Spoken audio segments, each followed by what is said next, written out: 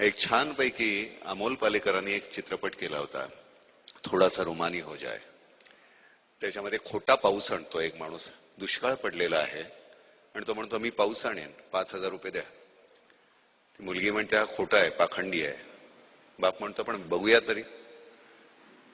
तो मुलगा जो आहे तिचा भाऊ तो म्हणतो सच्ची मुच्ची बारिश.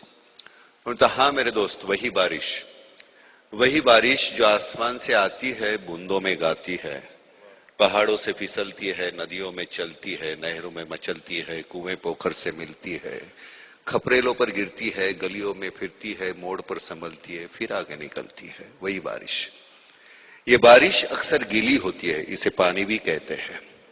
उर्दू में आब, मराठी में पानी, तमिल में तन्नी, कन्नड़ में नीर और बांग्ला में इसे जौल कहते हैं. संस्कृत में जिसे वारी, नीर, जीवन, पय, अमृत, उद, अंबु भी कहते हैं. ग्रीक में इसे अक्वा प्यूरा, अंग्रेजी में वाटर, फ्रेंच में एयर और केमिस्ट्री में H2O कहते हैं. ये पानी जब आंख से ढलता है तो आंसू कहलाता है, लेकिन चेहरे पे चढ़ जाए तो रुबाब बन जाता है. कभी कभी ये पानी सरकारी फाइलों में अपने कुएं समेत चोरी भी हो जाता है. पानी तो पानी है, पानी जिंदगानी है. इसलिए जब रूह की नदी सूखी हो, मन का हिरन प्यासा हो, दिमाग में लगी हो आग और प्यार की गागर खाली हो, तब मैं हमेशा ये बारिश नाम का गीला पानी लेने की राय देता हूं.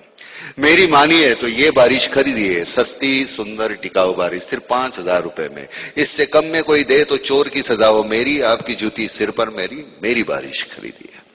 इतकं सुंदर लिहिलेलं आहे. त्याला एक अशी छान लय आहे. मगाशी मी सांगत असताना म्हणत होतो कि जिसमें एक लय है, आरोह अवरोह उसके तय है, तो उसकी वजह से याद नहीं करना पड़ता क्या बोल रहा हूं मैं. वो जाके बचपन की कविता है. वाटते सानुली मंद झुळकमी भावे, घेईल ओढ मन तिकडे स्वैर झुकावे, कधी बाजारी तर कधी नदीच्या काठी, वेळूत कधी पडक्या बाड्या पाठी. हे आठवावे नाही लागत. त्या आतमध्ये रक्तामध्ये अशा इतक्या आतमध्ये खोल रुतलेल्या असतात. त्यामुळे ते अशा सहज.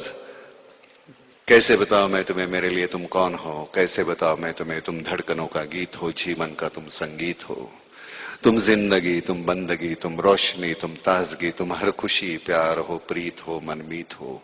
आंखों में तुम, यादों में तुम, नींदों में तुम, ख्वाबों में तुम हो मेरी हर बात में, तुम हो मेरे दिन रात में, तुम सुबह में, तुम शाम में, तुम सोच में, तुम काम में.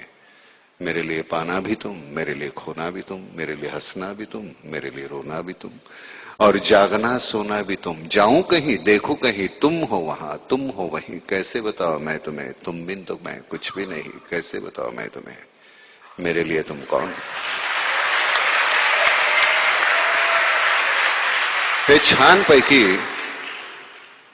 माधुरी दीक्षित साठी बोललो होतो, त्यामुळे ते इतकं आतमध्ये जाऊन रुतलेलं आहे ते विसरलंच जात नाहीये. काही गोष्टी नुसत्या आता स्वप्न म्हणूनच राहिलेल्या आहेत. पुन्हा एकदा तुम्हा सगळ्यांना जे इथे म्हणालो, हा सगळा झाला याचा भाग, जे म्हणालोय ज्याच्या मागची भावना आहे हे सुरू करण्यामागची, इथून विचार करा. इथून सुरुवात होते आणि मग तो चढत जाऊ दे आणि मग इथे येऊ दे आणि मग इथे क्लिक करा आणि तो राहू दे. तुमचं देणं आहे, समाजाचं काहीतरी देणं आहे, आपलं सतत काहीतरी देणं आहे. आपल्याला देवाना 2 हात दिलेले आहेत. त्याचं कारण आपल्याला 2 हात पुरेसे आहेत. 2 हातामध्ये जेवढं मावेल तेवढं आपल्याला पुरेसं आहे. तेवढं भरल्यानंतर ते मातीत पडण्याच्या अगोदर लोकांना देऊन टाका तुम्ही, कारण ते नाहीतरी जाणारच आहे.